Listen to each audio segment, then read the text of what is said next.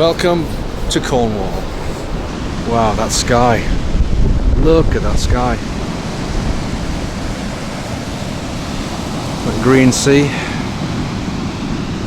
If you come here and you don't feel all artistic and poetic, there's something wrong with you. If this isn't great YouTube content, what is?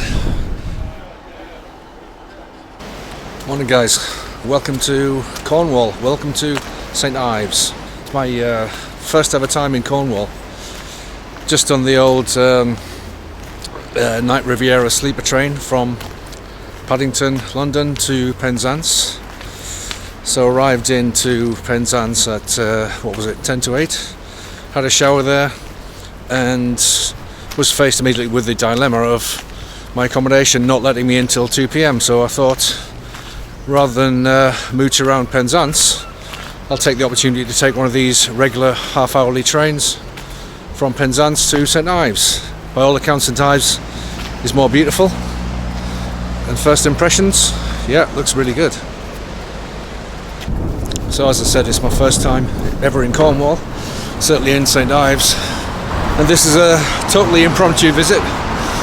Don't have much internet here. It's a bit of a weak service here, so my eyes are watering with all that wind. So yeah, haven't done any research whatsoever on this place, so I'll be taking you along with me on this little journey of discovery until we get the train back to Penzance. Marketplace. St Ives Parish Church from the front. Have a quick peek. I'm Ray Crocker and I'm a part-time welcomer and guide in St Ives Church in St Ives. Now, when Americans come in, they always say, "How old is it?" First question. How old is it then? And I say 600 years old, built in 1410, and they go, "Wow." And I say, "Save your wow," because when St Ives came over, and that's her over there in the window and on that banner. Okay, we'll take a look in a minute. Yeah, have a closer look later. She landed out there in a boat and or on a leaf, actually, the legend says. On a leaf? A leaf. She'd come over from Ireland. A whole lot of other missionaries had come on. She'd missed the boat and were very upset, and she started to cry on the seashore, and God let her tears make a leaf at the bottom turn into big enough for her to come across the sea. Some people don't believe that. Oh, it sounds true to me. Some people try and say, "Oh, it was a coracle," and I'm thinking, "Oh, let's just enjoy the legend," you know.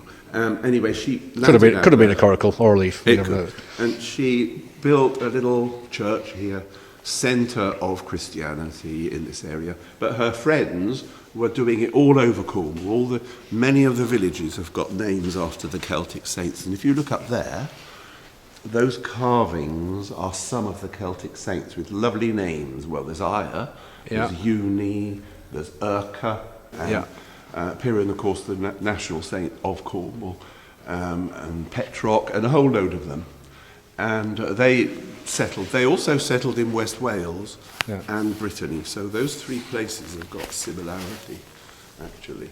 Anyway, she set it up, but it wasn't for long because a local pagan king wanted her body, but he also wanted her to stop spreading Christianity. She said no to both, so he killed her. So when roughly was this? That was 6th century. Okay. So at that time she was killed and called Aya Virgin and Martyr from then on.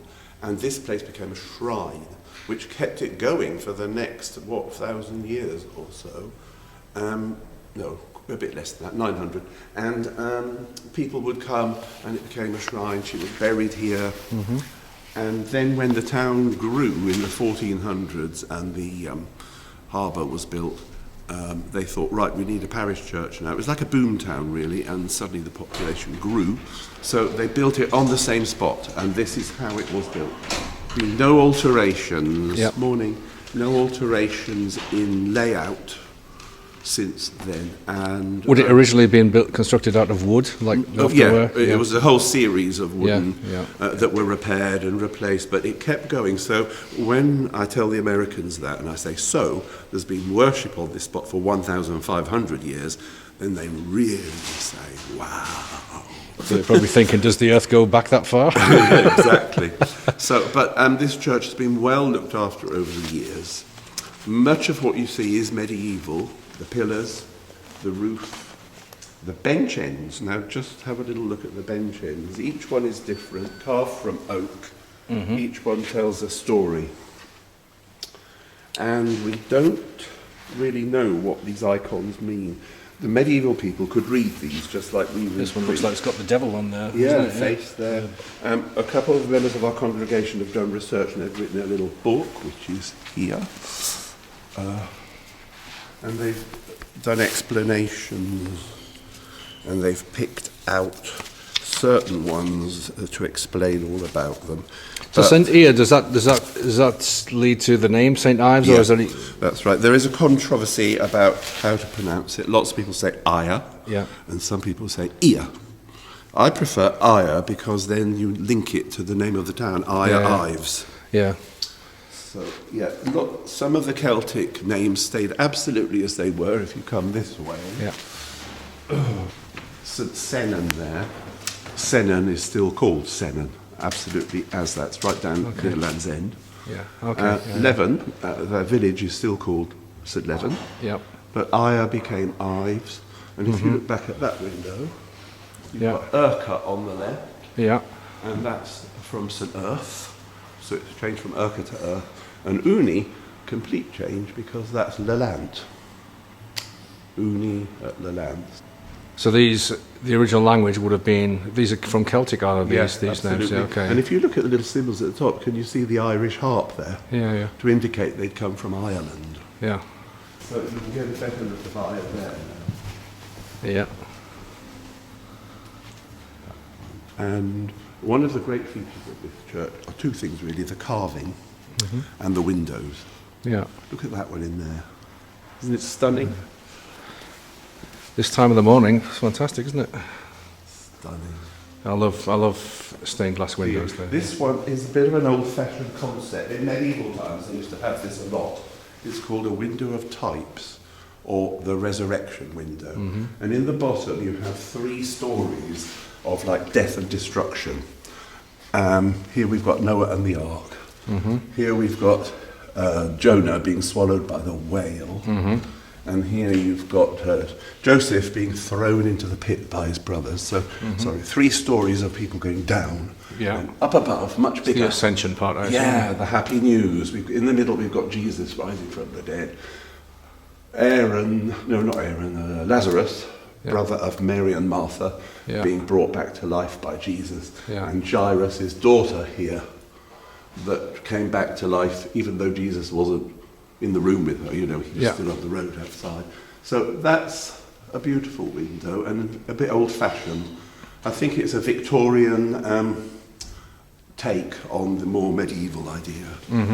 So, and that one's the Christmas window. And the whole Christmas story is in there, all of them in together. The wood carving I showed you earlier is medieval. Yeah. But up here we've got stuff that was done end of 19th century, beginning of 20th, by 3 women carvers from Plymouth called the Pinwheel Sisters. Okay. And their story is fascinating because their mother, they were vicar's daughter. They didn't need to work for a living. They were in doing their needlework one afternoon, and the vicar's wife nipped next door where a carver was doing some work. Girls, come and have a look, she said. Oh, why? Look, you're going to learn to carve, which is quite amazing, really, for the time. Yeah, I imagine. Put your needlework away, do some carving, and they became really good at it, and they ended up with a business near Plymouth, and it fed the churches all throughout Devon and Cornwall. So there's lots of their work, and it's really fine work. When do you say that was? What period? End of 19th century, beginning of 20th. Yeah, really 2 advanced. of them, I mean, for all them being right on and doing what was considered men's work, 2 of them, when they married, immediately left work and went to look after their husband, even though they probably had a staff, being of the class they were. And Violet carried on till her dying day at the age of about 85, still carving. I'm sure they were handy around the house for DIY and stuff. Yeah, oh, absolutely. But this is rather an interesting feature. Yeah. This is Jesus, aged 12 or thereabout. And there was this fashion for having children's corners in churches. I mean, that's the idea we have now. Yeah. But then the vicar had a talk with the carver and said, what can we do to create a children's corner? And this was the idea. Put Jesus as a child there. Make it put more a few relatable small for them. tables and chairs, a few improving books around, and that was it. And it caught on in Cornwall, and they made about 12 of them in the end. So these pinwheels who could do this lovely pattern kind of thing could also do figures. Yeah. They were really talented. The last thing I'll show you, because I'm running out of breath now, is this roof. It's medieval, a barrel roof. Yeah. And in medieval times, they painted virtually everything. So if we think back to the 1400s when this was built, this is colourful now, that would have been, and that would have been. And even the pillars might have been painted because there's evidence of pillars being painted. And what colour would they have painted, well, do we know? They like their favourite colours, and you can see it in the neo-Gothic work of, say, Pugin and so on, is like navy blue, dark green, maroon, silver and gold. Yeah. And in fact, we've got a lot of that up there. And when the sun shines through that door, all the gold up there Glistens, shimmers. I suppose, shimmers, yeah. So all this paint dropped off over time because of the damp and all of that.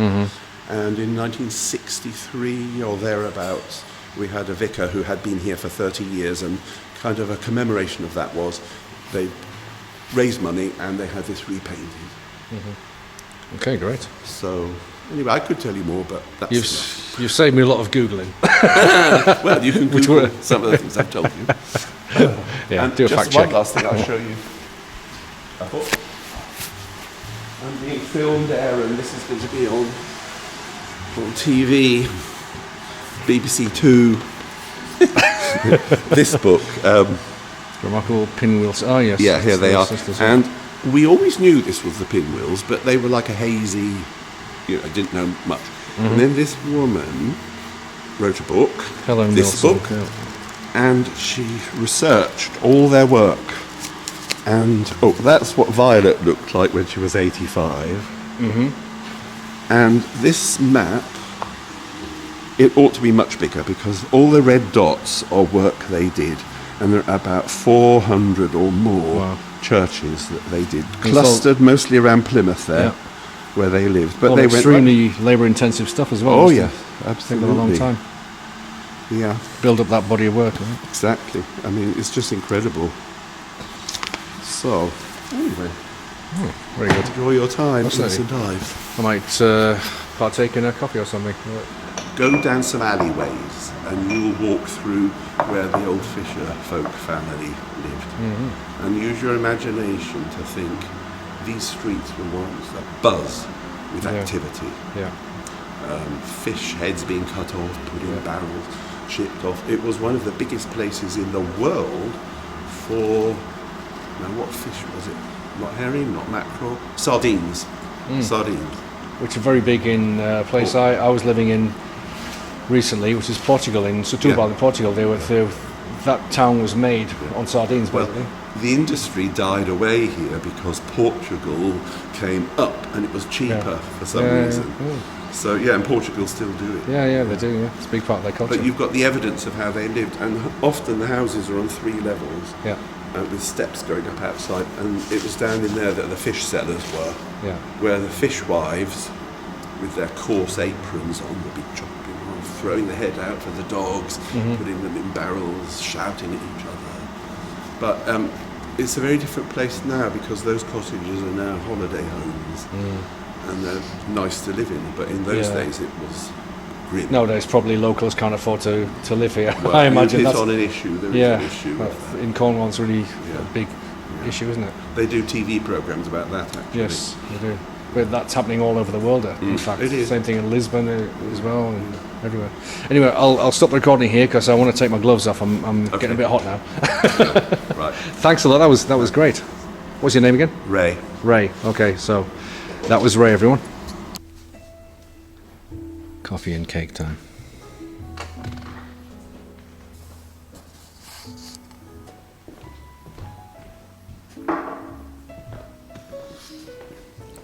Cheers.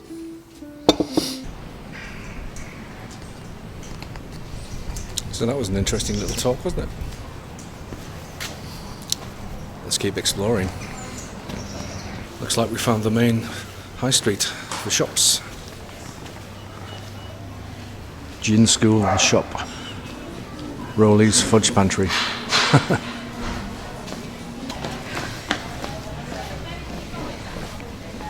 Little diner. That's a pasties in the window.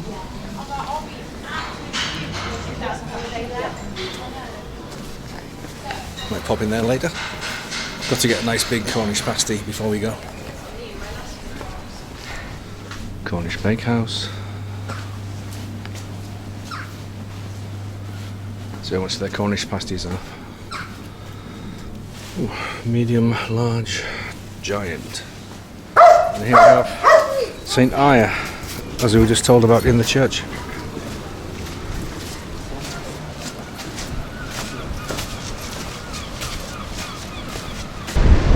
Let's head up over there first, up to the island, and then we'll head back and seek shelter in the Tate, Saint Ives. Hopefully find a toilet on the way, because I've had about 3 coffees in an hour and a half. And look at these colours, the blue, the white, the yellow green of the kind of moss on the roof. Gorgeous. Love it. I can see why people from here would be driven towards painting and art. It just makes you feel like doing photography, painting, drawing. It's gorgeous. Look at this. Calm down and learn that I am God.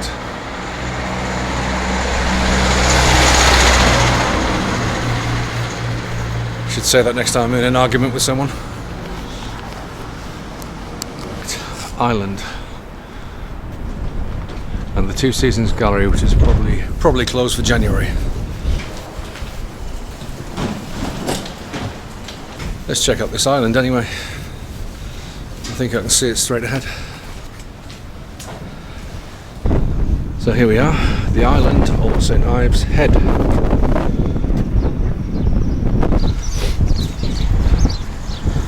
The sea's looking pretty wild today.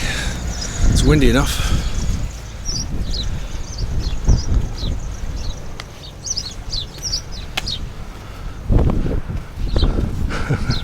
Sparrows cheeping away. Love the way sparrows go quiet when you look at them. So cute. Let's check out the views when we get to the other side. Even the benches are a lovely shade of blue around here. It's like everything is worthy of a painting.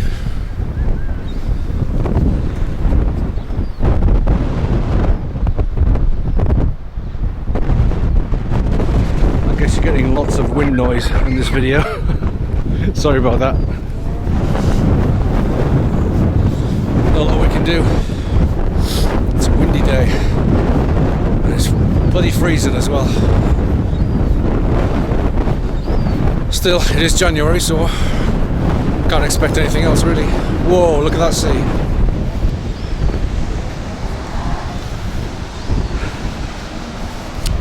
Fancy a paddle?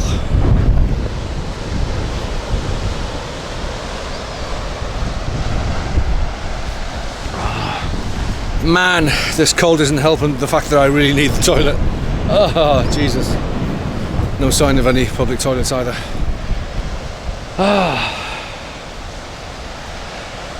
If I wasn't so desperate for a pee, I would have gone down this path.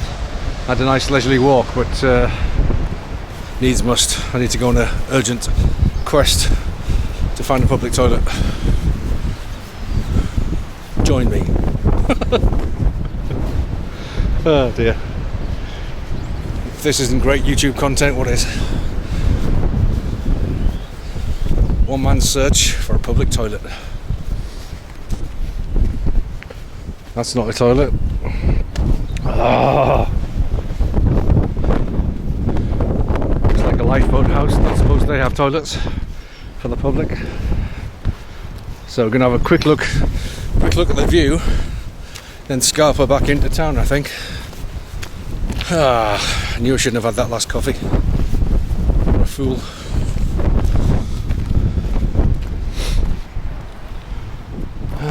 Let's check out this viewpoint. Oh yeah.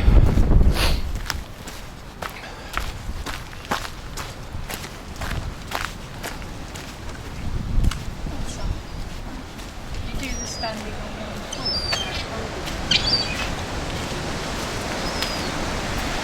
There's crows perched on the cliff. Wow. I bet this has wrecked quite a few ships in its time. It's an impressive tripod you got there, mate. Yeah. You need it this weather, don't you? Yeah, well, I'd had a couple of like sort of average ones, and they were just so rickety. You know? Yeah. Is it carbon fibre? Is it? Yeah. I looked at some of them; they were over £1,000. Yeah. I'm not getting paid for this, so I can't Yeah. warrant it. Then I found this one; I think it was 370, That's not bad. which was the best. If it's carbon fibre and it's that size, it's probably. well, that's just the good price. tripod. The gimbal was nearly 200. Yeah. So, And the camera? God, well, when I bought it, it was £3.5 What camera you got? R5. Canon R5. Oh yeah. Pretty good. Got an assortment of lenses, but the one I use out for this sort of stuff is an RF 2 to 800, and sometimes I put the extender on 1.4. I don't know what it makes it 11 Yeah, something, yeah. but you need it for distance, you know. Yeah. Otherwise, not But you gonna. need the light as well. You know. Yeah. Light's amazing today. Yeah, it's though. been great. I mean, the last couple of hours have been brilliant. Nothing fantastic. I was just basically practicing with the gannets, tracking. Yeah.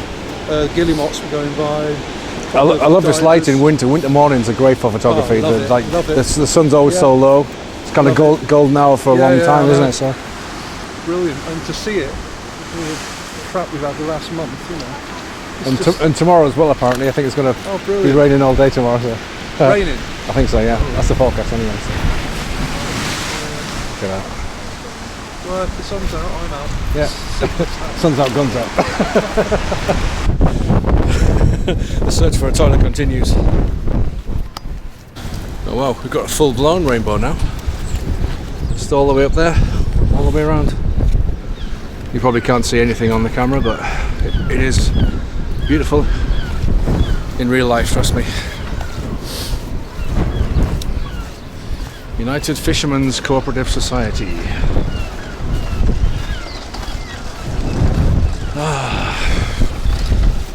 Where are the toilets?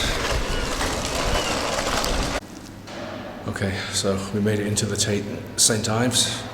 Luckily for me, managed to use their toilets. Woohoo! Look at this view though.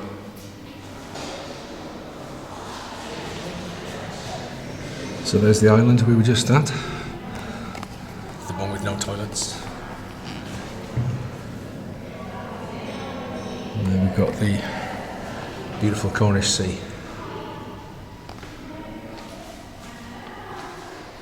Love this building.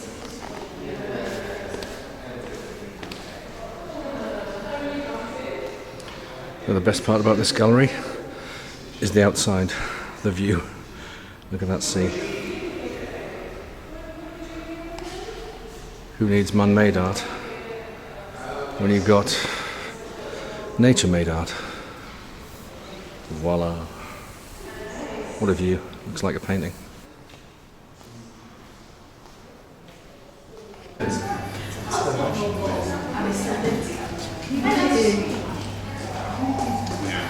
Can we go out here? Just have a quick look here. I'm not going to sit outside though, it's a bit nippy. Wow, look at this.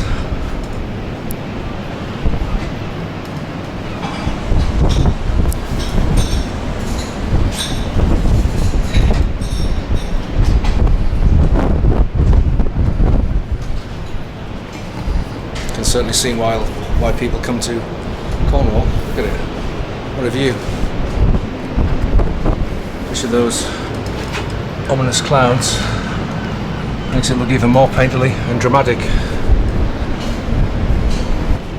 Love this place.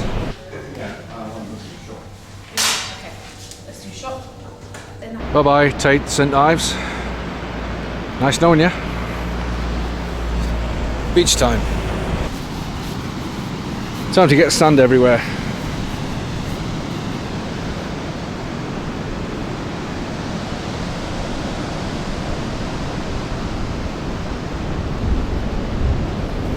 Welcome to Cornwall. Isn't it great? There must be a thriving surfing community around here because you see signs of it everywhere. Surf schools. There we've got Saint Ives Surf School there, case in point. Bit nippy today to be surfing though, I wouldn't fancy it. I think it's about, I don't know, about 5 degrees. But with a wind chill factor, feels more like 1 or 2, I think. What a healthy day. Alright guys, since it's just you and me, just the two of us, I might as well share some news with you, which will affect the channel drastically, of course. End of January probably, I'll be heading off to, I suppose you call it Far East Asia, pretty much. Yeah, so we'll be spending 12 months in a pretty remote and unusual location. Can you guess where it is? I'll be in the capital city, which happens to be the coldest capital city in the world, and also the most polluted. Not too keen about that part. But anyway, yep, I'll be off to Ulaanbaatar, Mongolia, for 12 months for work. So, should be some interesting videos coming out of that one. What do you think? Yeah, there won't be any sights like this in Ulaanbaatar, Mongolia, that's for sure. Probably the most landlocked country in the world. Nothing but arid, barren plains of nothingness outside of the capital, where everyone in Mongolia lives pretty much. But it's going to be an adventure, that's for sure.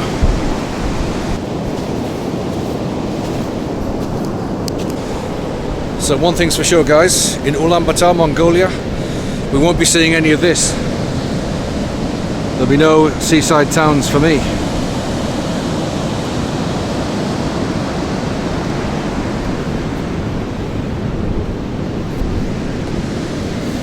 So what do you reckon? Would you do it? Would you go to Mongolia for work? Or would you rather leave it to some nutcase like me to do it for you?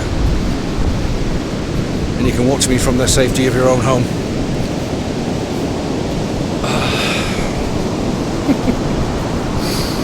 Jesus, why do I do these things? Anyway, I'll be vlogging it, don't worry. There'll be plenty of content coming. My epic life upheaval and adventures in Ulaanbaatar, Mongolia. There's a cute little dog, look at that. Just chilling on the beach.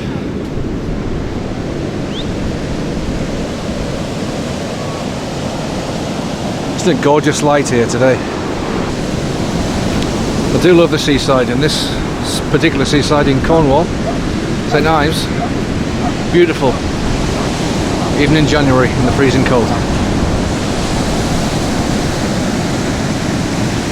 Just imagine it in the summer. Let's try this for a thumbnail.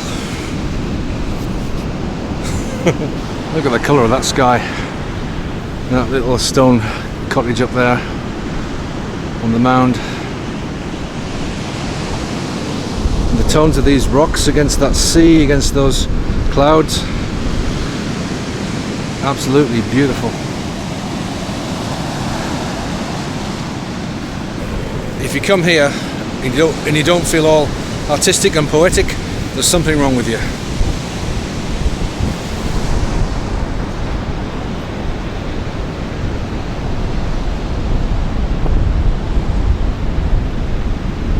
These seagulls just gliding around.